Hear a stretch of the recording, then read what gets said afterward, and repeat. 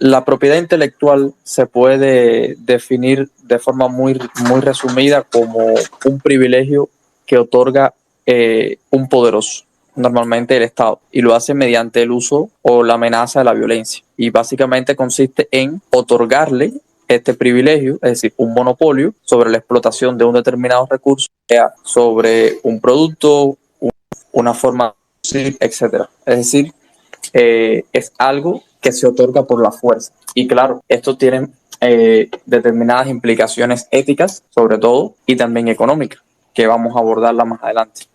Pero antes de llegar ahí, primero hay que explicar los tipos de propiedad intelectual, porque normalmente se puede tender a confundir los distintos tipos y cada una tiene como sus características especiales. Entonces, los 5 tipos serían las patentes, que son los derechos exclusivos concedidos a un inventor de un producto nuevo o una tecnología; el copyright, que sería el derecho exclusivo de copiar, distribuir, adaptar, exhibir y producir obras creativas. Luego estaría el secreto industrial, que es la protección de la información sobre tus productos, sobre los servicios, tus procesos, estrategias, como tus recetas, por ejemplo.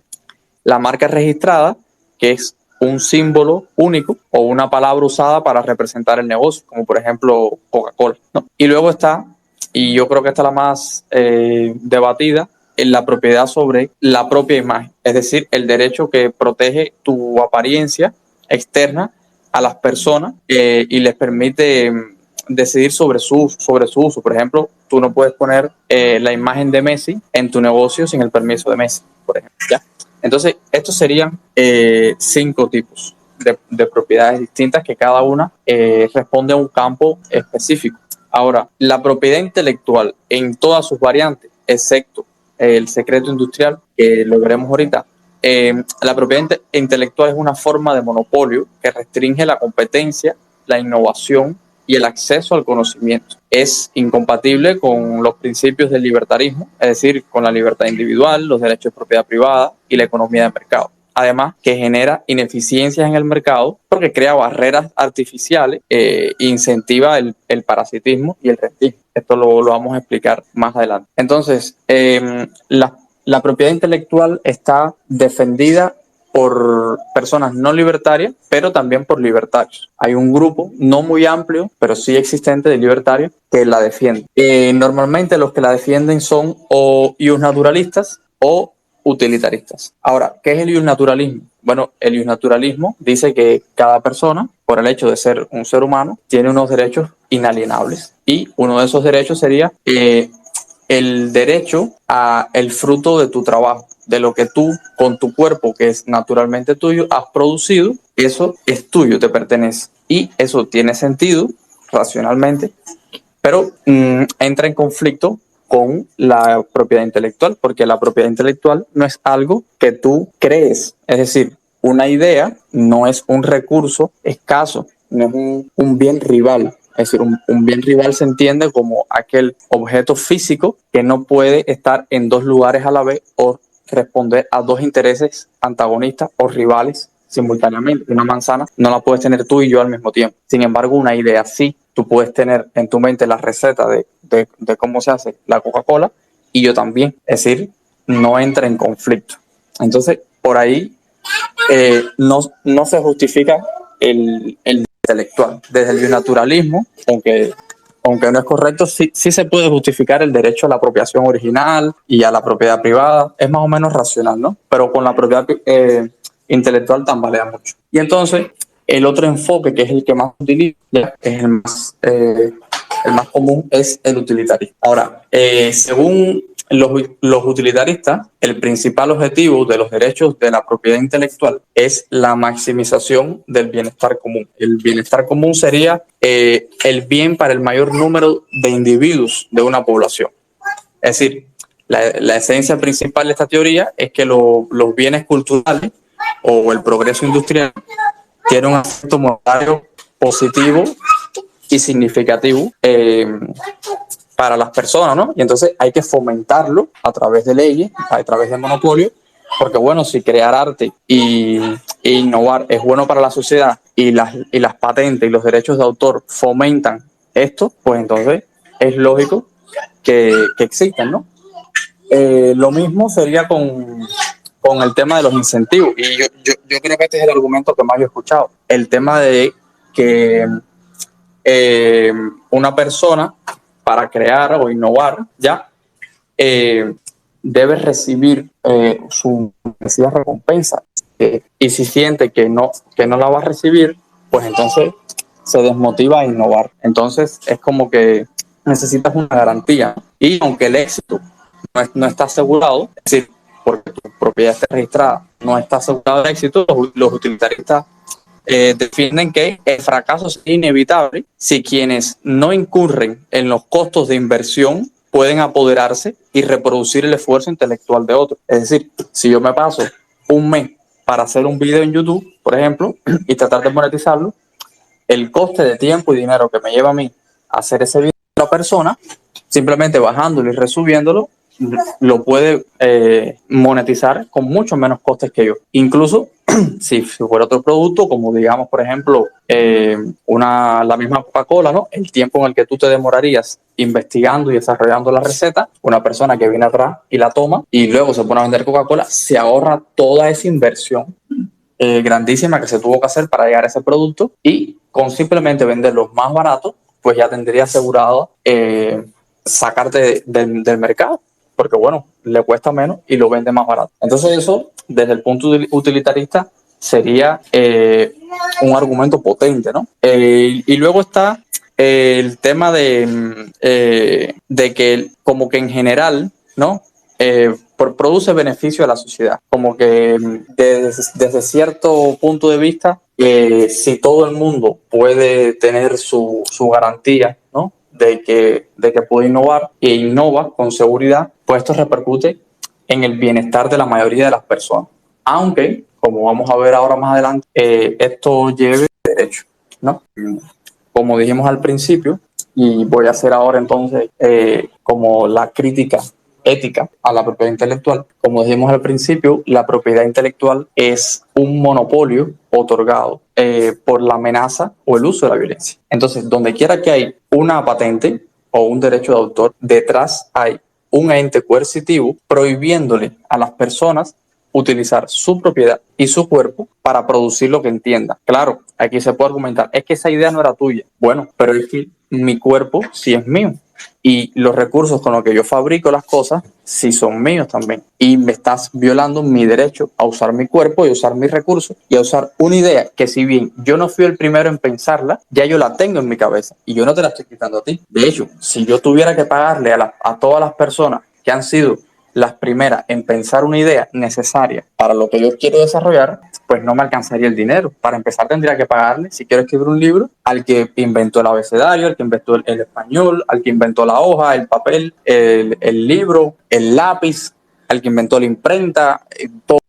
Si tuviéramos que a todas las personas que han tenido una idea en la humanidad recompensarla por ello, o no se pudiera innovar sin el permiso de esas personas, la humanidad no estaría donde está hoy. Y es que nosotros, como especie, la gran ventaja que tenemos es la acumulación del conocimiento. Y es que podemos coger conocimiento aprendido de generaciones anteriores, o en este caso, de, ¿cómo se llama? Equipos o inventos o cualquier tipo de creaciones que ya existan, y mejorar sobre ellas, no tener que volverlas a inventar. Un caso simbólico, por ejemplo, es el que da Basto en el video que él habla sobre la propiedad intelectual, y que es el del automóvil. Si el automóvil hubiese sido patentado, como quiso ser patentado por Ford en su momento, como concepto, no el automóvil específico, sino, digamos, ese aparato de 4 ruedas con un motor de combustión que tiene un volante, etcétera.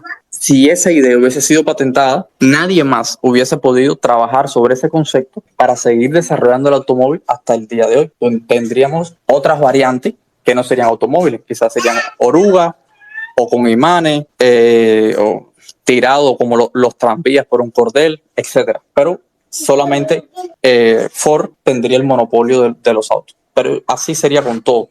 Entonces, es un poco un sinsentido. Y bueno, respecto a las críticas específicas del utilitarismo, ¿no? En realidad, la propiedad intelectual no fomenta el progreso científico o tecnológico, sino todo lo contrario. Es decir, cuando tú impides que otros investigadores puedan usar o mejorar las ideas o las invenciones patentadas, reduces el ritmo y la calidad de la innovación y entonces estás limitando el avance del conocimiento humano. Lo que te decía del automóvil o, por ejemplo, y esto es mucho más significativo, el tema de las medicinas.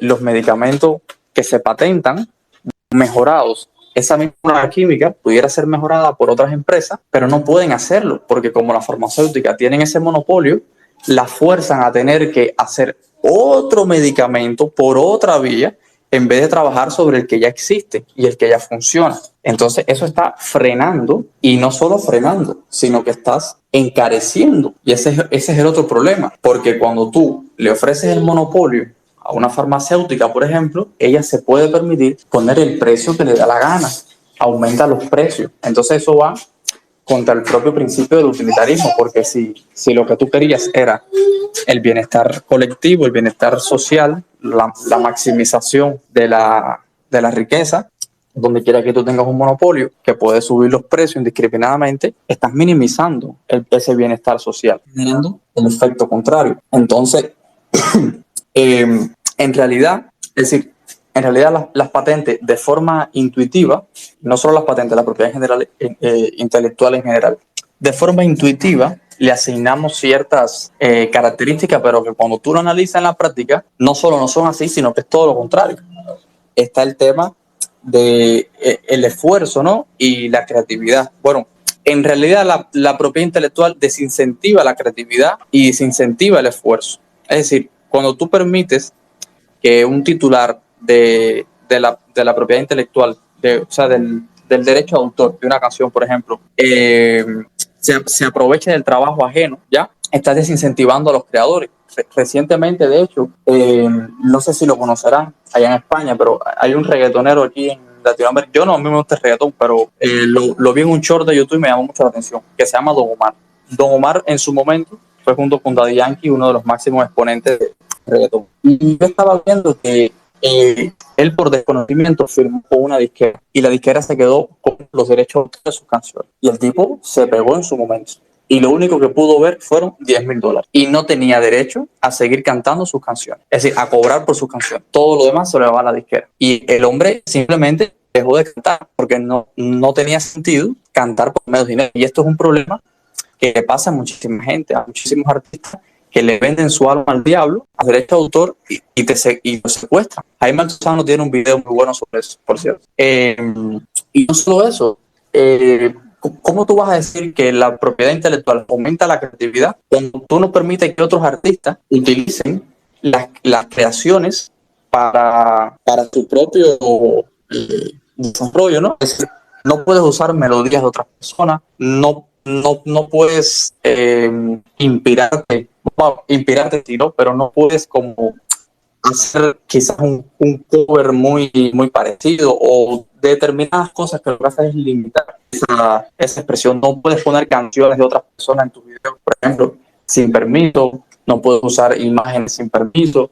Es decir, ahí lo que estás es limitando la creatividad de esas personas. Y cuando tú te paras a ver del lado de la persona que tiene la patente, tampoco es que lo estés incentivando a desarrollar más, porque si tú te conviertes en un buen escritor y haces un bestseller, cuando tú tienes el monopolio, tú puedes vender el libro mucho más caro que si cualquiera lo pudiese vender. Esto hace que tú recibas unas grandes ganancias, ¿no? Porque, bueno, tienes el monopolio, pero te acomodas porque ya no estás envuelto en la competencia. Ya tú tienes ese monopolio, ya puedes venderlo a mayor precio y entonces pues te asientas ahí. Lo mismo pasa con las patentes. Una empresa que sabe el monopolio de algo, ¿qué incentivo tiene a innovar? Cuando tienes un producto que sabes que nadie más va a vender y en las leyes de Estados Unidos, por ejemplo, te pueden durar hasta 20 años. Ya te sientas y frenas el desarrollo y te permite aumentar los precios. Entonces esto es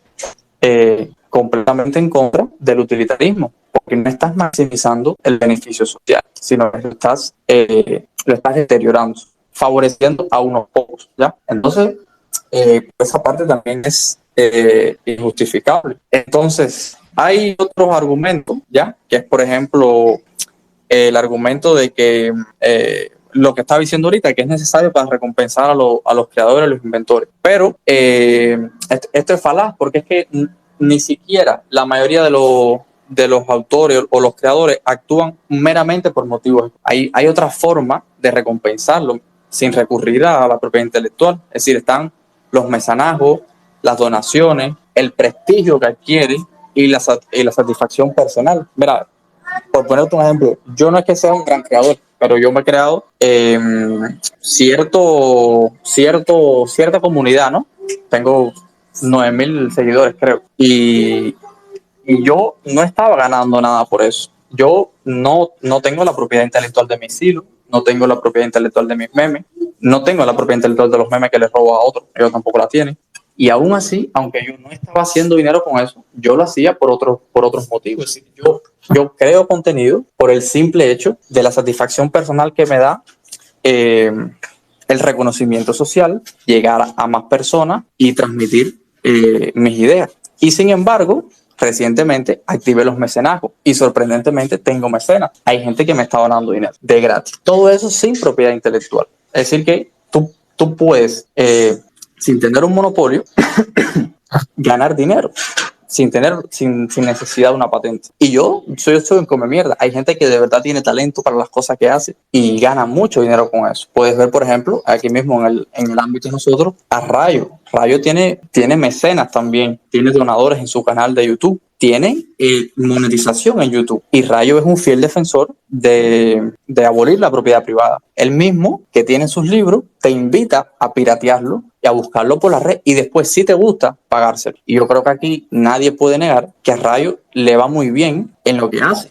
y no necesita para nada la propiedad intelectual. Entonces, eso es meramente una excusa, está más que demostrado. E incluso antes no existía la propiedad intelectual y antes habían artistas, antes habían creadores, habían inventores. La mayor parte de la humanidad no tuvimos patente. La primera patente surge al final del siglo XV y a partir de ahí se empezaron a esparcir lentamente y sin embargo la humanidad siempre estuvo desarrollándose. De hecho, durante la Revolución Industrial, cuando se crea creo que fue James Watt, que inventó la máquina de vapor, la patentó en 1769 y lo logró extender hasta 1800. Durante ese periodo, Watt impidió que el resto de los ingenieros pudieran mejorar el diseño de su máquina o máquinas más eficientes. Y según algunos estudios, esto retrasó la revolución industrial en Inglaterra entre 10 y 30 años. Es decir, que no fue que por él tener la propiedad intelectual de la máquina de vapor comenzó la revolución industrial o fue posible,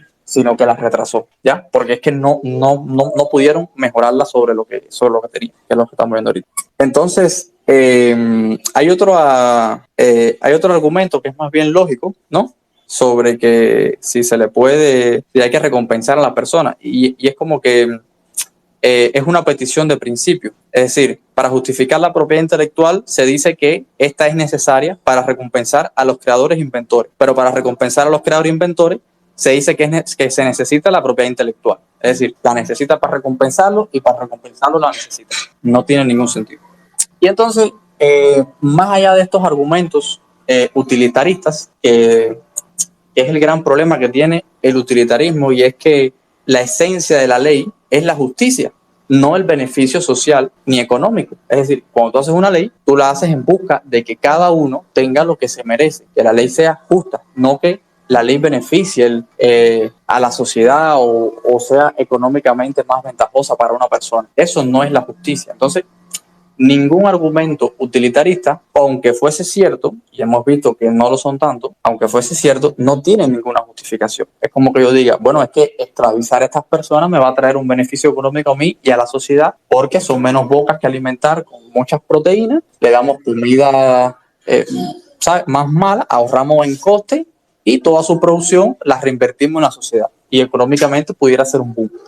No es justificable. Entonces, ese es el gran problema del utilitarismo. Y claro, si yo he utilizado argumentos a favor de la propiedad intelectual de manera utilitaria y también los he rechazado de manera utilitaria, yo mismo me estaría quitando la razón. Es decir, como mismo no puedo justificar algo, por el utilitarismo, en contra, tampoco a favor.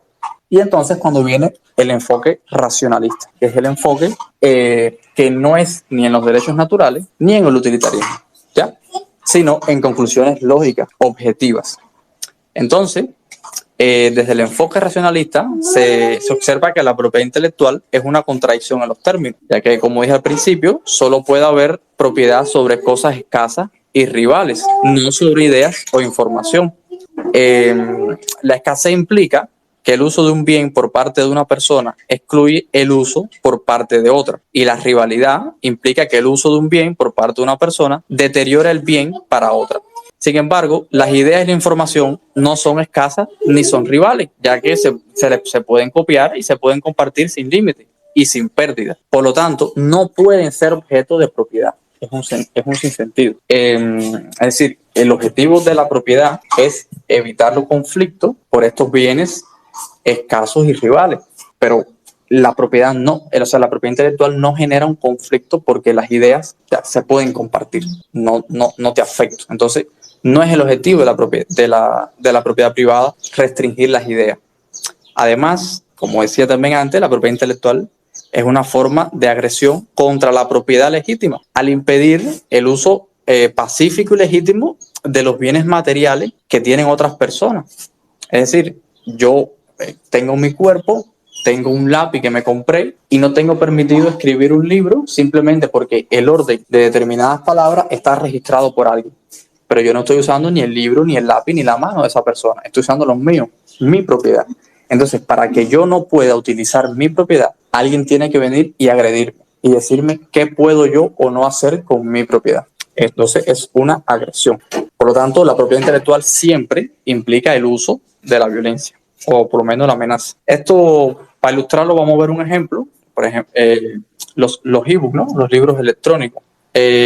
Un PDF es un archivo digital que contiene el texto escrito por el autor.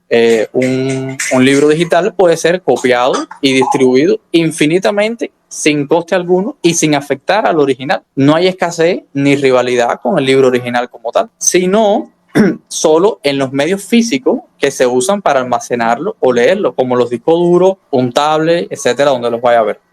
Estos medios físicos sí son escasos y rivales y por lo tanto pueden ser objeto de propiedad. Pero el ebook en sí mismo no puede ser objeto de propiedad, ya que no es un bien escaso ni rival. Entonces, hay algunas otras refutaciones así en general, ¿no? Que había apuntado por aquí, y es sobre el tema del progreso, de que si vamos a suponer que la propiedad intelectual en efecto fomenta el progreso, ¿no? Ahora, mi pregunta es, ¿por qué un empresario tiene que financiar con sus impuestos el progreso de la competencia? Es decir, si yo estoy en un sector, ¿por qué yo tengo que financiarle a otro que el Estado pueda usar la violencia para impedir que yo ya compita con él duplicando su producto? Y además, ¿por qué el Estado tiene que fomentar el progreso? ¿Por qué el Estado tiene que coger y decir en qué hay que invertir, si hay que progresar o no, si el progreso es lo correcto? En fin. Pero en realidad las patentes, como decíamos ahorita, retrasan el progreso. Es decir, al final son monopolios. Y ningún monopolio, absolutamente ningún monopolio, fomenta el desarrollo. Es todo lo contrario. Entonces, nunca una patente va a fomentar el progreso. Lo que va a hacer es que una empresa controle ese producto, esa idea, y ni ella misma va a innovar porque no tiene incentivo para seguir innovando sobre un producto que ya tiene patentado. Aparte porque posiblemente tendría que pagar más patentes y más, ¿sabes? Serían más costes aún. Luego está el derecho a las ganancias. Y esto es algo que también es muy frecuente. Dicen, bueno, es que si yo me esforcé mucho en escribir un libro, yo tengo derecho a todo el dinero que genere ese libro, porque yo lo escribí. Bueno, en realidad no existe tal cosa como el derecho a las ganancias. Tú tienes derecho, o sea, se puede justificar un derecho a la propiedad privada, no al valor de esa propiedad.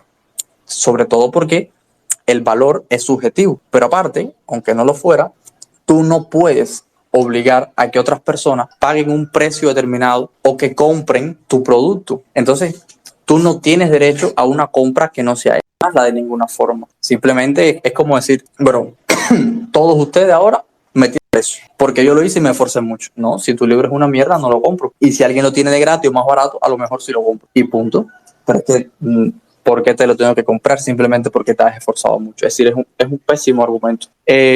Aparte, tampoco se puede medir la ganancia neta. Es decir, si el utilitarismo defiende que se puede, a través de las patentes, si te sale más barato patentar y tener leyes de patente, si eso te sale más barato que lo que estás generando gracias a que existen las leyes de las patentes y se puede desarrollar e innovar, pues habría un beneficio social neto, ¿no? Pero es que eso no es medible. Y como decía, el precio no es un indicativo del valor. Es decir, tú puedes estar generando grandes ingresos porque, bueno, eres un monopolio, ¿no? Y puedes subir los precios de lo que tú vendes, pero eso no es de lo que tú estás vendiendo, porque eso es subjetivo.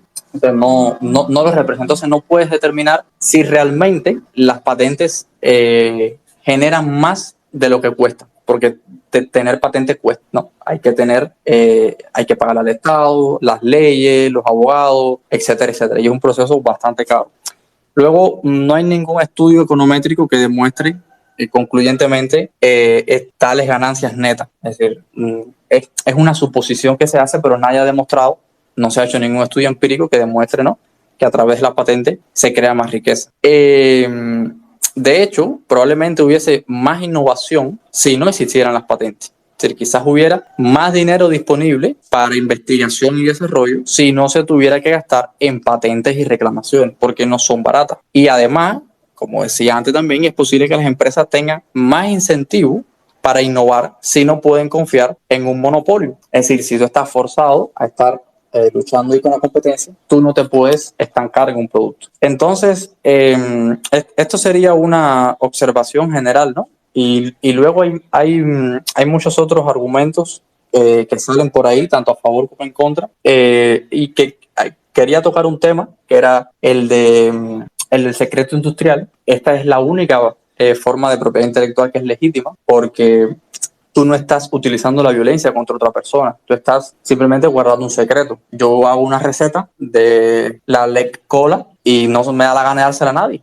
Nadie tiene el derecho a pedirme mi receta. ¿Tú quieres hacerla? Bueno, mátate innovando, mátate haciendo ingeniería inversa. De todas formas, ya yo tengo, y esto es algo que se me había olvidado mencionar, el beneficio de ser el primero. Simplemente con tu ser el primero en lanzarte al mercado, ya tienes una ventaja extremadamente grande con la competencia. Extremadamente grande. Primero porque tu producto se da a conocer contigo. Eres tú la imagen de ese nuevo producto. Y segundo, porque en el tiempo que las personas, o sea, que la competencia te hace la ingeniería inversa, ya tú estás 2 pasos más por delante.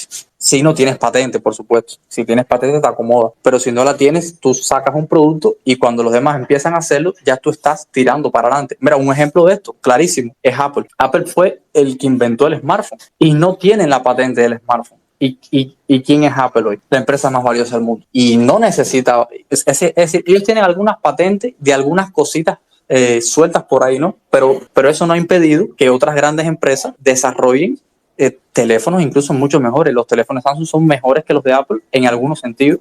No diré en todo, tampoco soy un experto, pero bueno, pero siguen siendo los primeros y han salido miles de empresas después replicándolo, incluso haciendo copia china literalmente de los iPhones. Y aún así Apple sigue siendo la tipa. También pasó lo mismo con Microsoft cuando inventó su sistema operativo. Vinieron otros sistemas operativos atrás, pero Windows fue el primero. Y ya eso le da una ventaja muy grande, suficientemente grande para desmarcarte. Lo mismo con una canción, con un libro. Ya tú con ser el primero, ya tú ganas suficiente reputación y tienes suficiente ventaja para recibir un ingreso suficiente por tu trabajo. Y entonces el tema más discutido yo creo que es el de los derechos de propiedad de imagen. Es decir, vale, no es justificable las patentes, no es justificable los derechos de autor, pero ¿qué pasa con mi imagen? Que alguien me puede poner mi cara sin mi consentimiento en vamos a decir, en un comercial de enfermedades venéreas, por ejemplo.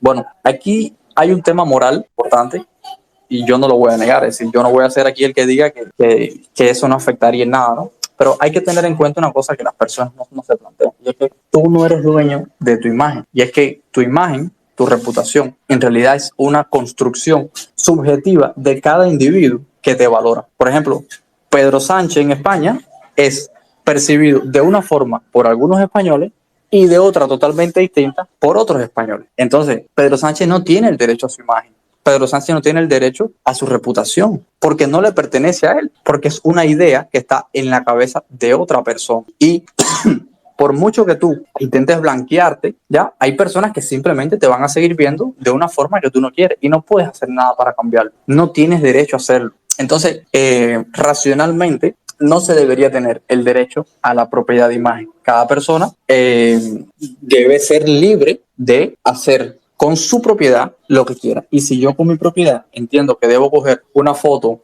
de Pedro Sánchez y ponerlo y dándose un beso con Mohamed VI de Marruecos, pues debo poder hacerlo. Porque los materiales y el coste de diseñar eso lo estoy pagando yo. Y la imagen de Pedro Sánchez no le pertenece a él. Entonces, ese es el tema moral más candente porque de aquí se deriva la difamación, la calumnia, etcétera. Pero si uno lo piensa bien, en un mundo donde la difamación y vamos a decir el derecho al honor, ¿no? Está penado, es decir, las personas no pueden difamar. Bueno, pues cualquier difamación es tomada en serio, porque cuando alguien dice fulanito es tal cosa, ¿ya? ¿Cómo se entiende que difamar es un delito? Pues la gente se lo toma en serio y dice, esta persona no se va a estar arriesgando a que le metan una multa por difamación, así que lo más probable es que su acusación sea cierta.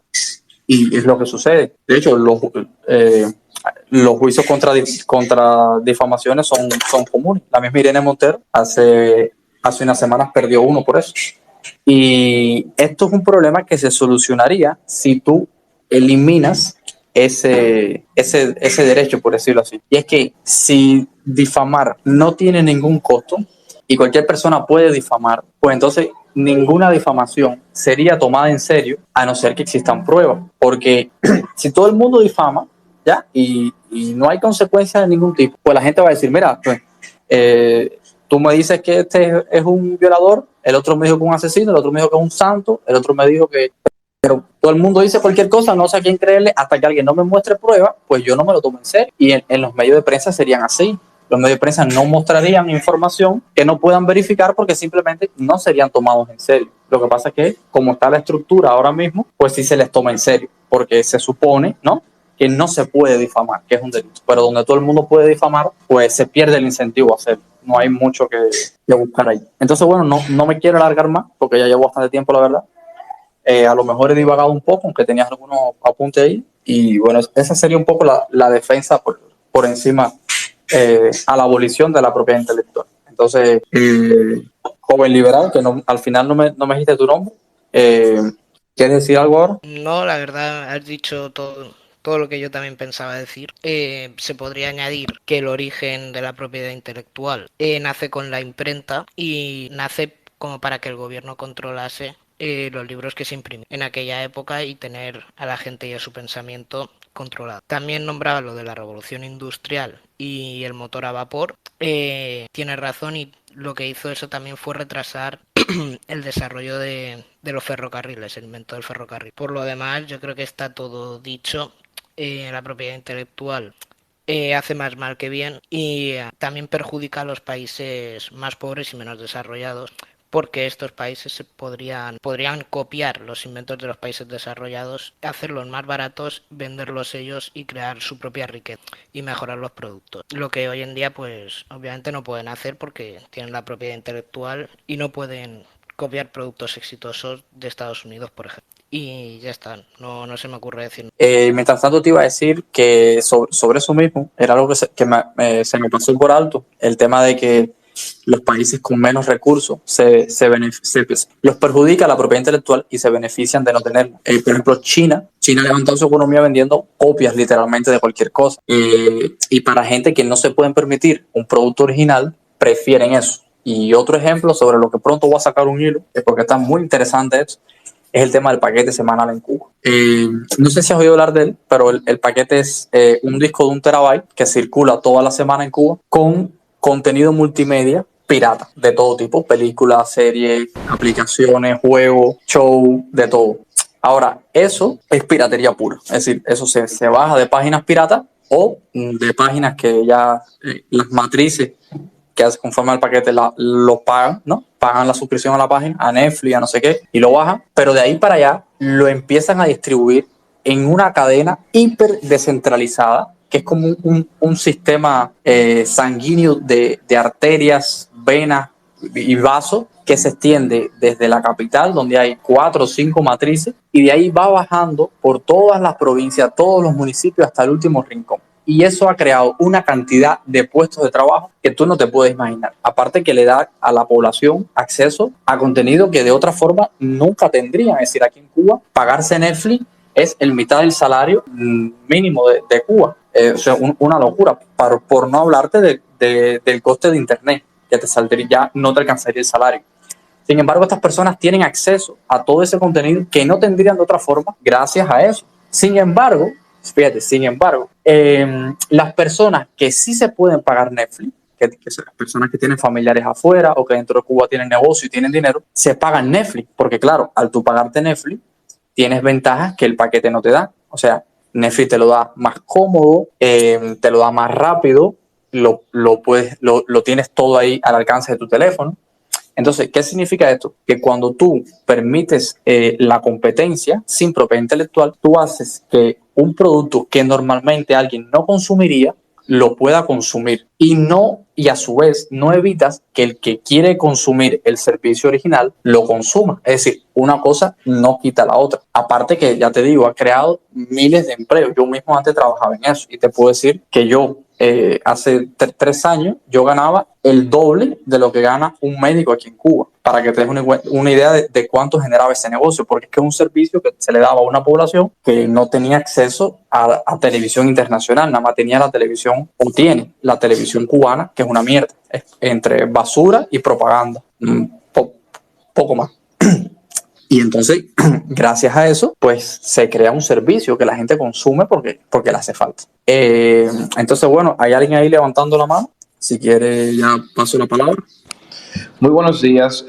Primero debo decir, yo soy de República Dominicana, está increíble temprano. Aquí son apenas las 7 de la mañana, entonces puede ser que te vaya a encontrar mi voz un poco gruesa o un poquito, solamente por el hecho de que está temprano. Yo me despierto, usualmente es un trabajito en la mañana, pero yo vi, mira, este es un tema que interesantemente sobre el cual yo estoy escribiendo algo y dije, déjame entrar a ver una opinión, a dar una opinión y a ver cuál es la perspectiva de ustedes. Primeramente decir, obviamente gracias por la oportunidad y también que muy buena exposición de parte del eje. Ahora, yo creo, yo vengo en defensa de bueno, es un poquito raro, pero porque no es como que yo soy un defensor absolutista de todo tipo de propiedad intelectual, pero resulta ser que mi percepción, hay una defensa legítima que muchos libertarios, muchos liberales han desestimado.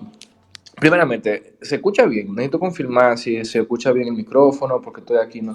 Sí, se escucha perfecto. Ok, entonces, todos sabemos que para mí el estudio de la propiedad, la primera vez que yo escuché a alguien en contra de la propiedad privada fue Stephen Kinsella. Yo sé que muchos estamos aquí familiarizados y yo puse atención a su proyecto o a su análisis. Ok, yo primeramente, sin tratar de causar más drama de la cuenta, o cuando al escuchar a Lec, yo vi que Lec hizo un tipo de crítica a la parte utilitaria, pero primeramente veo que hay un tipo de contradicción en el sentido de que tú invalida el recurso utilitario, pero Stephen Kinsella usa el recurso utilitario en el sentido de que él dice que la razón principal por la cual abolir la propiedad intelectual es porque produce un tipo de mayoría, un tipo de más innovación. En todo caso, te puedes apuntarlo por ahí, este no es mi argumento central. Hay un argumento que es el que yo creo que los libertarios y los liberales simplemente le pasan por arriba.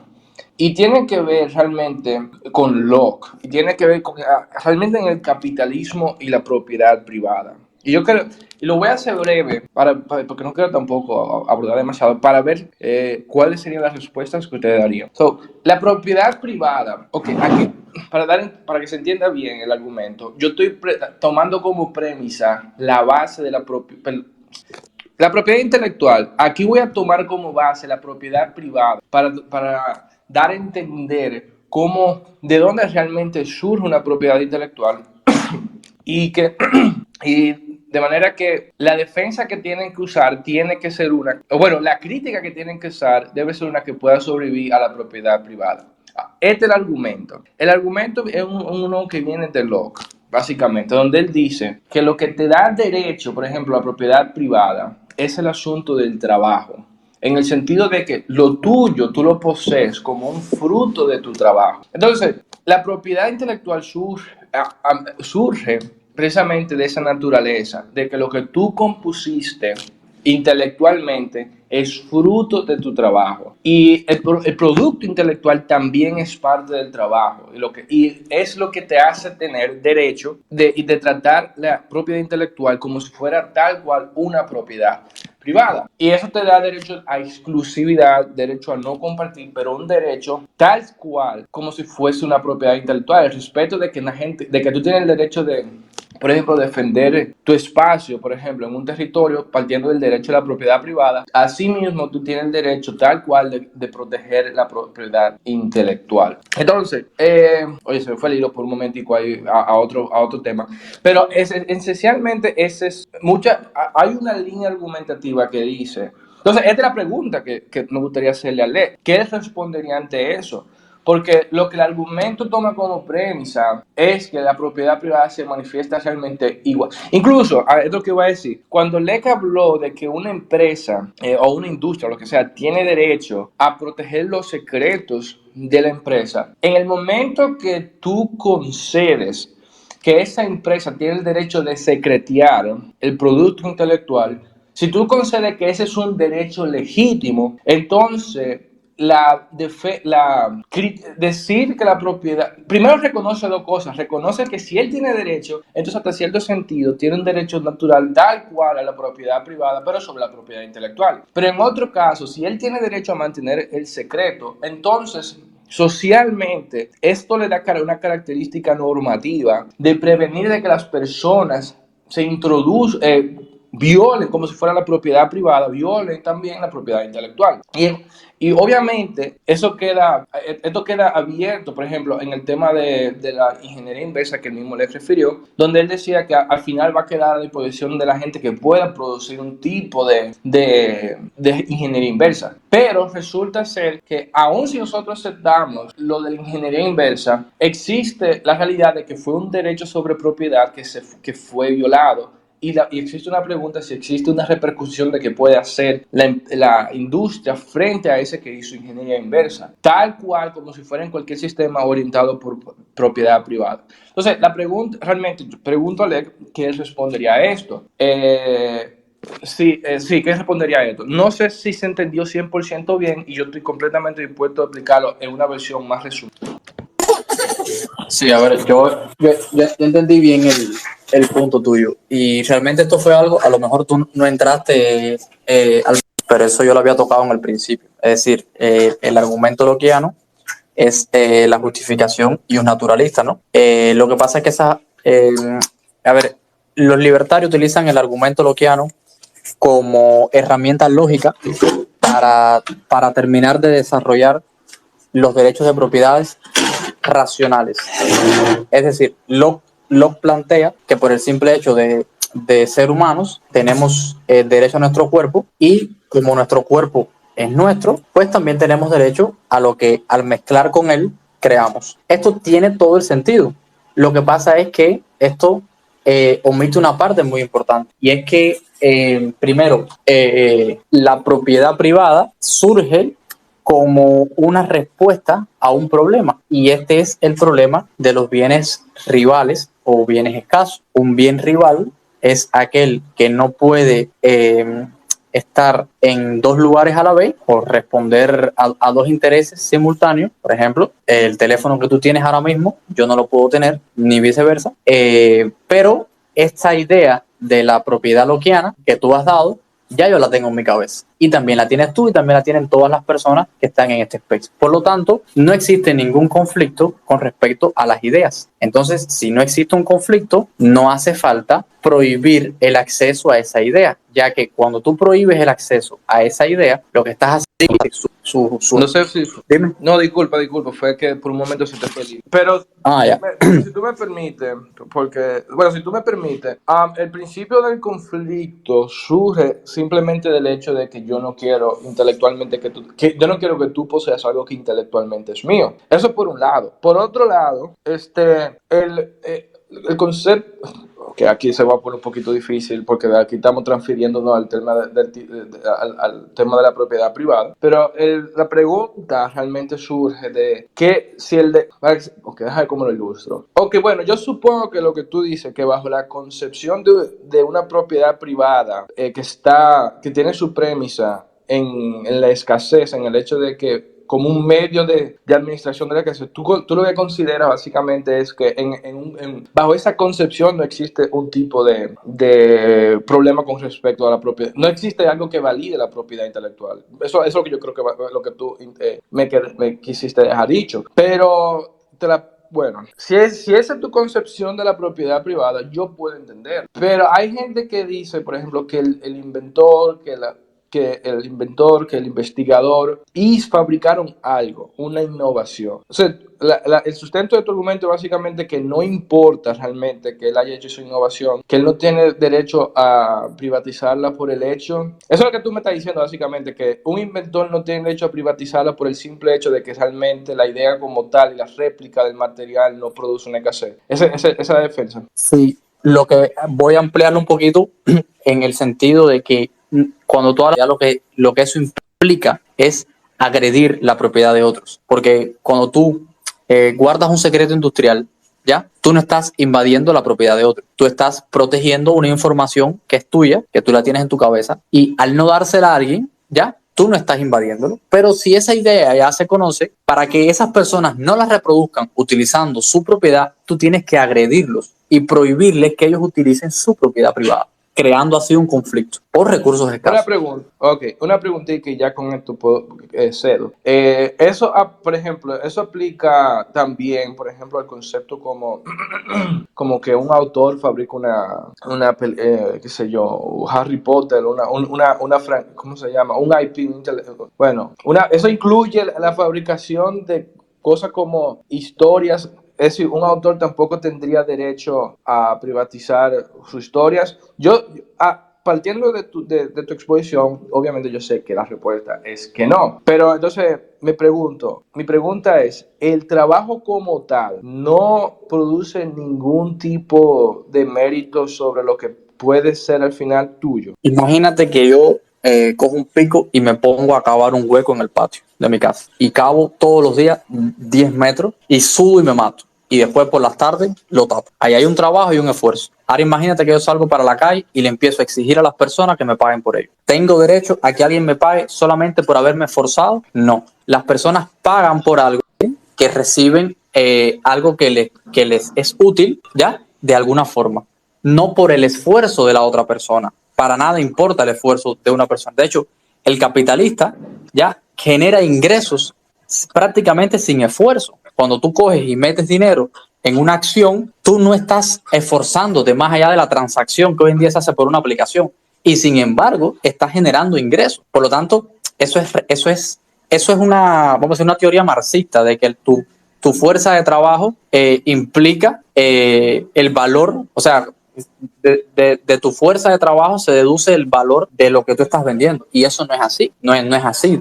Es decir, ¿cuántas personas no han puesto mucho más empeño en escribir libros que J.K. Rowling y no han tenido ni una ínfima parte de su éxito? Hay autores, o sea, autores mucho más buenos que ella, pero su producto no es tan comercial. Por lo tanto, no venden tanto. Sin embargo, se esfuerzan más. ¿Qué está pasando ahí? No se está premiando el esfuerzo. Pero tú estás refiriéndote aquí al fruto de tu trabajo, pero yo no estoy hablando del fruto de tu trabajo. La pregunta en sí misma, bueno, ya ni siquiera una pregunta, sino una observación sobre qué derecho tú tienes sobre lo que tú hiciste. En el sentido de que si yo hice una computadora en mi casa y la inventé en mi casa y yo quiero venderla, existe, ya no es una pregunta, es una observación como, dado a tu percepción, dado el hecho de que mi forma de hacer la computadora no produce un tipo de escasez, a tu percepción, eso me quita a mí todo derecho de yo exigir cómo se trate mi producto, o no cómo se trate, eso no, es una mala referencia. Bueno, pero yo entiendo el punto, yo solamente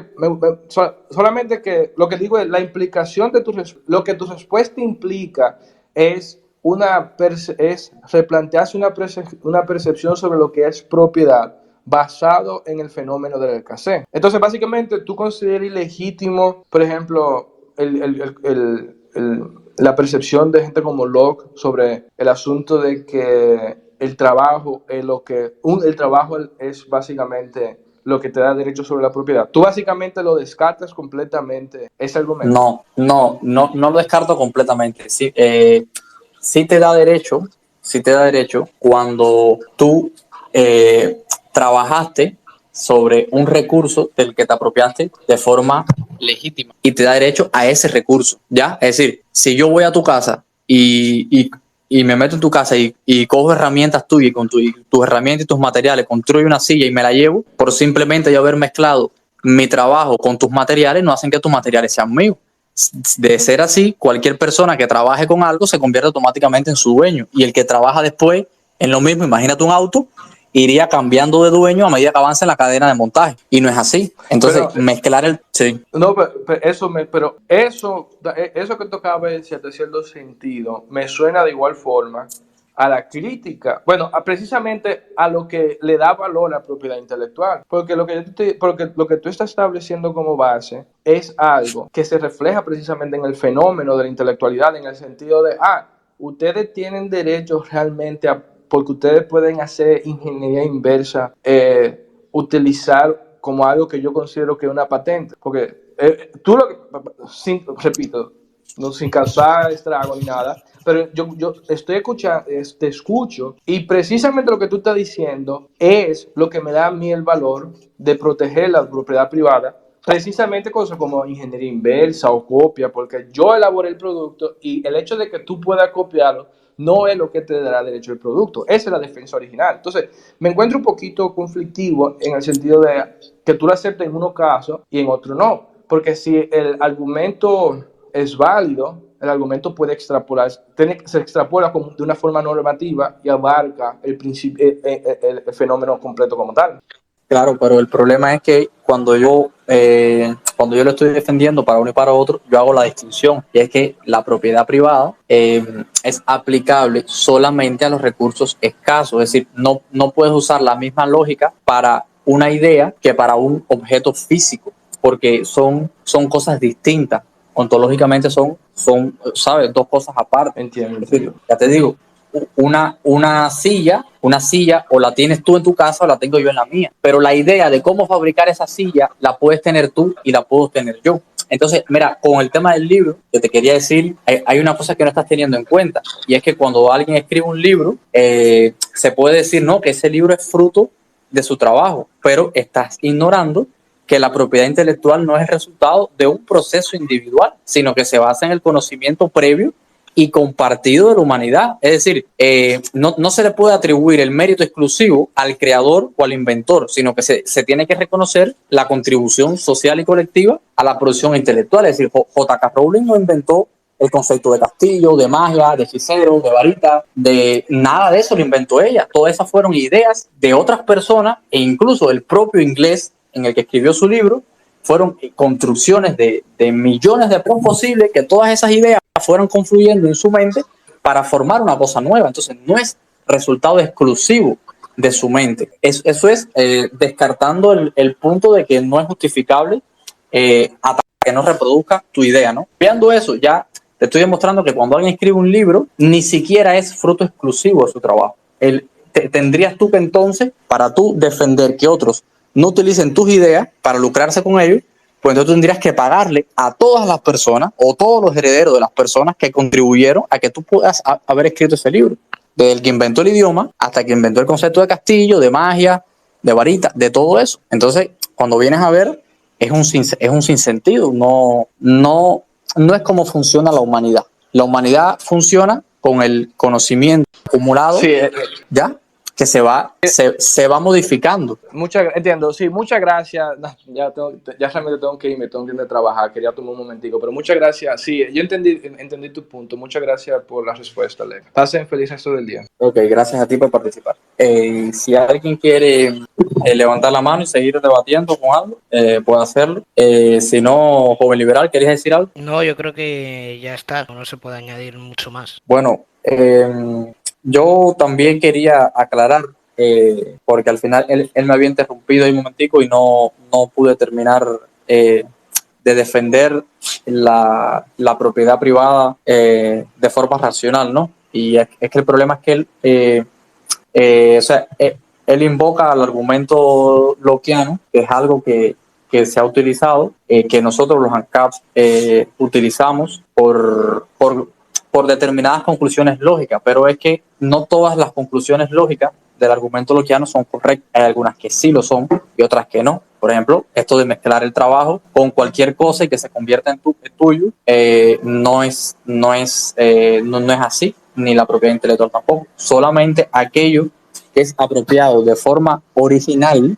puede ser tuyo, y solamente aquello que sea un bien escaso o rival puede ser tuyo, porque es que no, es decir, la propiedad privada, y yo creo que este es el mayor problema, es que no se entiende cuál es el objetivo de la propiedad privada. Si nosotros viviésemos en el jardín del Edén y fuésemos nosotros solos, ahí tú no necesitas propiedad privada, porque tú te puedes mover por cualquier sitio y tomar cualquier recurso sin ningún problema. Pero en el momento en el que aparece otra persona, aun cuando los bienes del jardín del Edén fueran infinitos, aún así surgiría un conflicto, porque de entre todos esos bienes infinitos, yo pudiera querer la misma manzana que quiere la otra persona que está allí. Los dos pudiéramos querer la misma manzana a la misma vez. Y entonces allí surgiría un conflicto. Y entonces en ese momento la propiedad privada entra y dice, bueno, a ver, la manzana le corresponde a quien la tomó primero. El que viene detrás ya va a generar un conflicto, por tanto es contrario al propio objetivo de la propiedad privada, que es evitar los conflictos. Sin embargo, si los dos de manera simultánea tenemos la idea de tomar la manzana, eso no está generando un conflicto, porque yo tengo la idea, tú la tienes, y mientras ninguno físicamente se acerque y toque el objeto físico o se lo intente quitar al otro, eso no ha generado ningún conflicto. Entonces no hay necesidad de crear la propiedad privada. Y de hecho, cuando la creas, es decir, cuando creas la propiedad intelectual para las ideas, digamos que tú quieres privatizar la idea de que a alguien se le ocurra coger una manzana, es decir, ese proceso, ¿no?, de andar y tomar una manzana con la mano, esa idea se te ocurrió a ti y tú la quieres privatizar. Tú quieres decir, a partir de ahora, nadie puede ir caminando y tomar una manzana porque yo patenté esa idea, es mía. Bueno, pues para tú llevar a cabo eso, tendrías que tener una fuerza, o sea, un ente con poder coercitivo que utilice la violencia contra cualquiera que quiera ir caminando a tomar la manzana. Pero esto te crea otro problema, y es que esa persona que va a ir a tomando, que quiere ir a tomar la manzana, es dueña de sí misma. Su cuerpo es su propiedad y tú la estás invadiendo. Entonces, eso es contrario al propósito de la propiedad privada, que es precisamente evitar los conflictos y no invadir a otras personas. Entonces, nunca puede ser justificable desde un punto de vista racional o de justicia invadir a otra persona o sus propiedades para que no puedan utilizar sus propiedades para reproducir una idea tuya. Eso jamás va a ser justificable. Lo que sí es justificable es que tú acuerdes con esa persona que no lo haga. Pero ojo, ahora esa persona ya no está siendo agredida, no está siendo invadida, sino que voluntariamente se le propone un acuerdo y dicen, mira, si tú no copias mis libros, yo no voy a copiar los tuyos, ¿ya? Y cada uno tendrá el beneficio exclusivo de sus ventas. Y si la otra persona acepta, pues entonces será legítimo. Y ahí se habrá creado un acuerdo que no implica la violencia.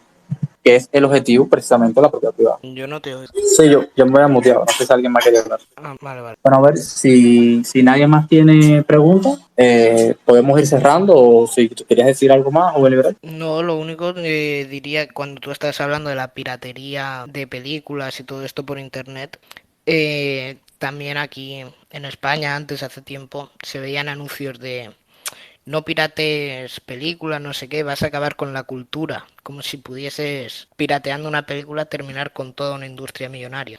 Y lo mismo con el fútbol. Aquí la mayoría de partidos tienes que pagar para verlos. Cualquier partido de fútbol tienes que contratar algún servicio y pagarlo mensualmente. Y han habido páginas pirata que se les han denunciado y han tenido que cerrar y por la excusa de que acabas con el fútbol y con lo que es el negocio, cuando no hay ningún peligro para el negocio. Ya está, es lo único que diría yo.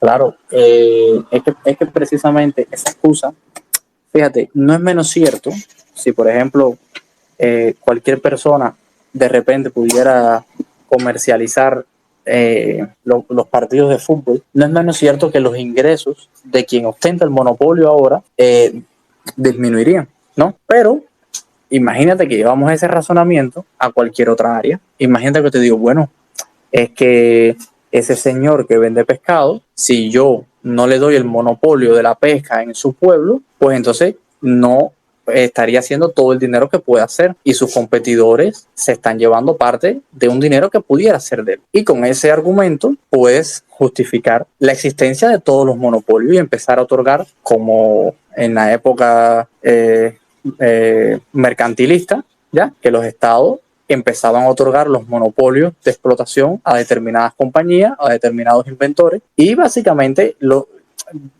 tenías una sociedad donde habían 4 o 5 oligarcas que te llevaban la economía del país, básicamente, como Rockefeller, por ejemplo, en Estados Unidos con el petróleo, que llegó a controlar el 97% de la producción de petróleo en Estados Unidos.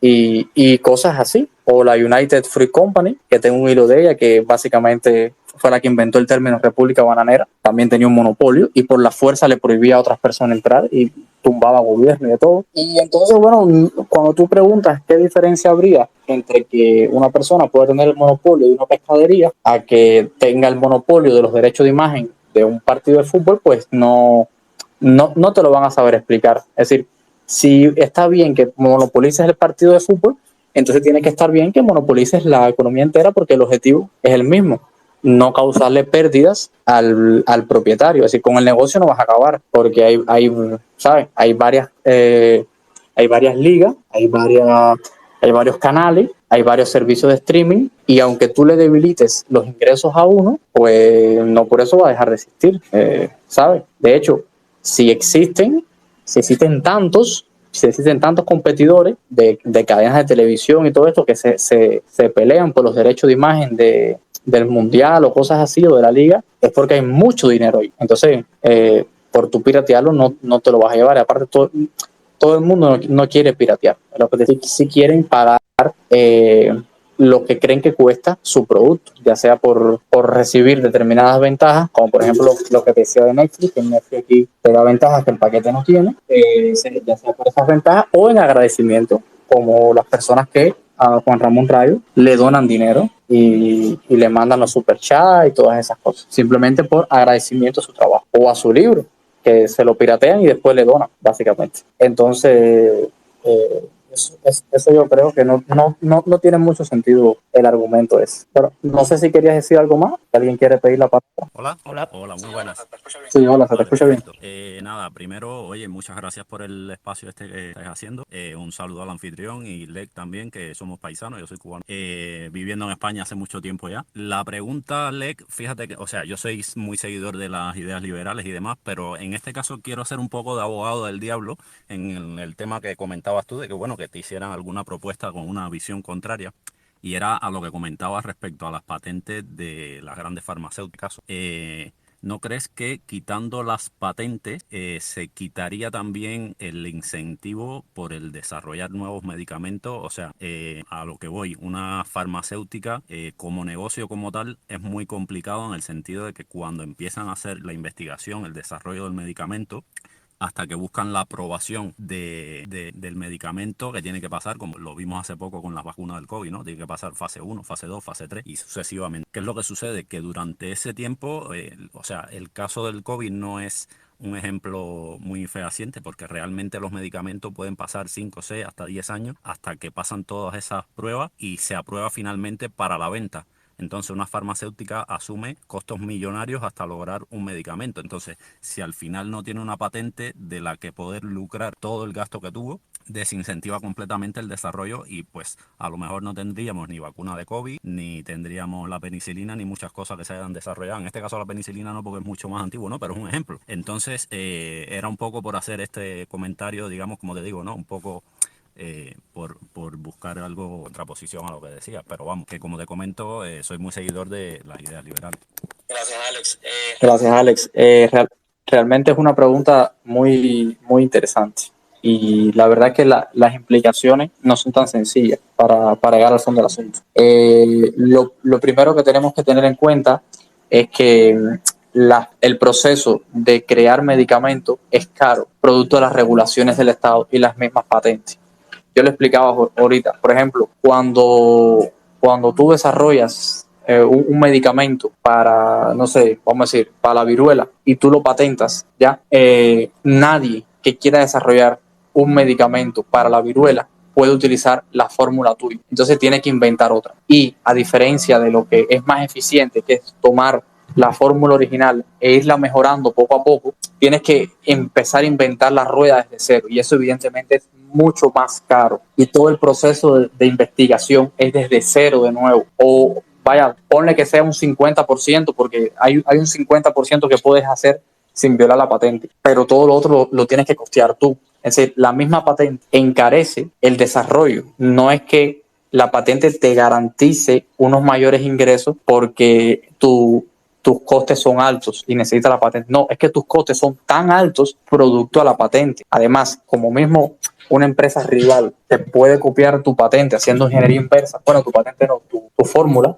haciendo ingeniería inversa, tú puedes copiarla de otros, de gratis, literalmente. Es decir, si tienes acceso a ella, ¿no? Si es pública, tú la coges y vamos a decir, ya no venderla tú mismo, ¿no? Porque para venderla tú mismo, el otro la va a vender más porque es el original y tiene la ventaja de ser el primero. Pero si tú lo que la quieres modificar, ya tú vas y la coges de gratis y sobre eso tú trabajas. Mira, esto se ve de maravilla en el desarrollo de software, los códigos, los software de código abierto. Hay programadores que ya literalmente el 80% de su trabajo lo bajan de una plataforma que se llama GitHub, donde es un repositorio gigante de código de muchas pequeñas cositas que otras personas han hecho y están ahí de gratis y van y lo cogen y cogen un poquito de aquí, un poquito de allá y cambian 2 o 3 boberías y te hacen un programa completamente nuevo que es un Frankenstein de diferentes códigos de diferentes programadores que lo dan de gratis. Es decir, ellos lo hicieron para un proyecto y lo dejaron ahí. Y eso hace que el desarrollo de aplicaciones sea extremadamente veloz. Es decir, la informática se desarrolla de forma vertiginosa. Y eso es gracias precisamente a que hay poco... hay poca propiedad intelectual aquí en este tema. Y otra cosa, fíjate, tú mismo en tu explicación, cuando decías que a diferencia de lo normal, durante la época del COVID salieron las vacunas rápidas, bueno, pues ahí tienes la explicación.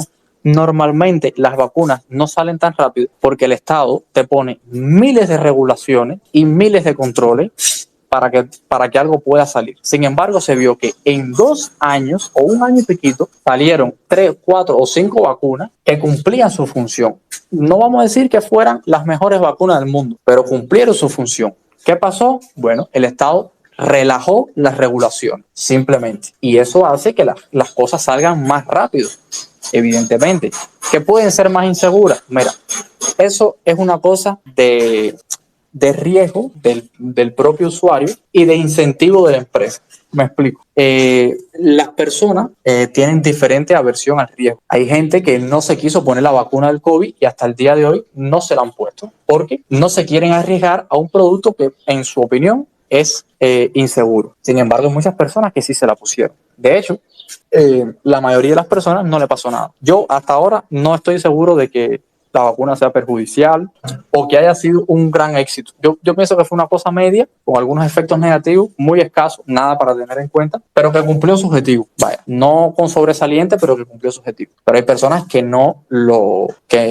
que no se quisieron arriesgar a eso. Sin embargo, si alguien se moría por una vacuna, no había quien reclamar. Esto cambia si las empresas que sin tener acceso a regulaciones, vamos a decir que no existe la FDA, no existen organismos de control y de regulaciones, bueno, tú como usuario, tú quieres asegurarte de alguna forma. ¿Qué tú haces? Exigir que las empresas que te van a vender productos experimentales te den garantía de compensación o reparaciones económicas en caso de un perjuicio. Esto significa que la empresa, primero, se va a medir mucho a la hora de darte un producto mierdero, porque si te mata o si te enferma, te lo va a pagar, ¿ya? Entonces se limita mucho a darlo. Y segundo, tú tienes más garantía, mucha más garantía. Es que alguien te dé un dinero si falla. ¿Por qué? Porque eres tú el que voluntariamente aceptas ese riesgo. Tú lo valoras según la reputación y el nombre de la empresa y bueno, el contrato que te den y las compensaciones que te ofrezcan en caso de que salga mal. De hecho, esto ya se hace. Se le pagan a voluntarios para experimentar con ellos y la gente va y se deja experimentar o personas que tienen enfermedades raras y se someten a tratamientos experimentales. Es decir, hay personas que están dispuestas a hacer eso. Es decir, el tema del control y las regulaciones no son necesarias para que estas empresas te brinden un servicio de calidad. Evidentemente pudieran haber empresas malas, sí, claro, pero al igual que en el resto del mercado, las empresas malas que tienen una pésima reputación o que han matado gente o que sus productos no son buenos, pues simplemente desaparecen. Pero ahora no, ahora son poderosas, ¿me entiendes? Son grandísimas, son oligopolios prácticamente y pueden hacer lo que les dé la gana, pueden permitirse pagar casi cualquier deuda que contraigan por cualquier responsabilidad, porque como tienen unos monopolios, son extremadamente ricas. Pero si no tuvieran ese monopolio y tuvieran que competir codo con otras empresas, ahí ya sí tienen que volverse eficientes. ¿Me entiendes? Entonces es el propio sistema el que fomenta que se encarezcan los productos, que se demoren, ¿ya? Y que no sea un mercado eficiente como lo es en otros sectores. La gente dice, no, es que la salud es una cosa vital y tiene que estar hiperregulada. O sea que mira, más vital que la alimentación no es. La salud, tú no te enfermas todos los días, pero tienes que comer al menos una vez al día. Y la comida no está ni regulada, ni monopolizada, ni tienes patente, ni nada. Y la comida sobra. La comida se bota. ¿Por qué? Porque el mercado hace lo que tiene que hacer. Hace que las empresas tengan que competir ahí a codo con codo y se vuelven extremadamente eficientes. Damos paso al que tiene la mantada, ¿vale? Luego a la otra persona que quiere preguntar porque me tengo que ir. Buenas, no sé si se me escucha. Sí. Vale, perfecto. Vale, pues intentaré ser breve para que el pobre anfitrión se tenga que ir, se pueda ir en condiciones. La pregunta, que quería comentar algo que estaba diciendo Lec en relación con la pregunta que había hecho Alex, que era básicamente la pregunta, para que he visto que se han unido y se han dejado de unir personas, es qué pasa con la propiedad intelectual o con las patentes en la industria farmacéutica, que si no están las patentes, no hay incentivos suficientes para que las farmacéuticas desarrollen nuevos medicamentos. No sé si esa era la pregunta o eso es lo que yo llegué a retener. Lo que quería comentar, básicamente, era que, si bien, esto no sé si lo vi en un vídeo de VisualPolitik o de Visual Economic o de Juan Ramón Rayo, es que básicamente hay dos tipos de patentes, por así decirlo. Las patentes legales, las patentes legales, que son este tipo de patentes duras o de barreras duras restrictivas frente al mercado y las barreras blandas. Las barreras blandas son todas aquellas del know-how, es decir, todo aquel secreto industrial la cual tienen las empresas para poder desarrollar o hacer algún medicamento. Porque, por poner un ejemplo, como bien decían antes, las empresas farmacéuticas gastan millones y millones de euros en desarrollar un medicamento. Y una vez lo tienen ellos el secreto industrial, toda la información, cómo se hace ese medicamento a la hora de sacarlo al mercado. Entonces, ya directamente, todo lo que comentó Lec también tiene razón y estoy bastante de acuerdo con lo que ha comentado. Sin embargo, directamente todas estas barreras blandas, todo este know-how es bastante revelador, porque va a haber un momento en el cual la empresa, sin patente o barrera dura, que es todo este del tema de la legislación, va a poder tener un periodo de monopolio. Es decir, va a poder vender ese producto de manera casi monopólica con todos los beneficios que eso conlleva. Entonces, con ello va a poder ganar ese dinero, intentar recuperarlo e incluso tener esos beneficios sin tener que recurrir a restringir la propiedad del resto de las personas a través de la propiedad intelectual. Y básicamente eso era lo que quería comentar. Está volviendo a solicitar, pero yo me tengo que ir así que voy a terminar aquí. Sí, ya llevamos bastante tiempo. Llevamos 2 horas ya, macho. Sí, por eso. Y sí, muchas gracias, Alec, por estar y gracias a todos los que habéis estado. Un placer. Hasta pronto. Adiós.